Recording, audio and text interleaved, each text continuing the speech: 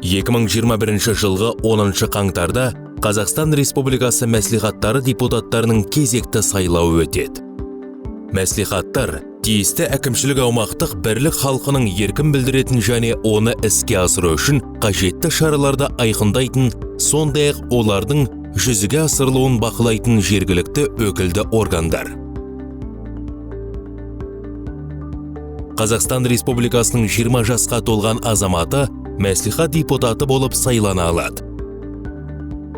Алғаш рет партиялық тізімдер бойынша сайланатын мәслихаттар депутаттығына кандидаттар ұсыну құқығы белгіленген тәртіппен тіркелген саяси партияларға тиесілі.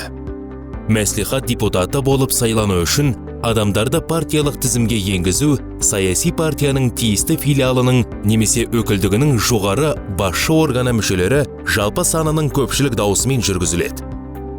Партиялық тізімде әйелдер мен 29 жасқа толмаған адамдардың саны оған енгізілген адамдардың жалпы санының кемінде 30% құрауға тиіс.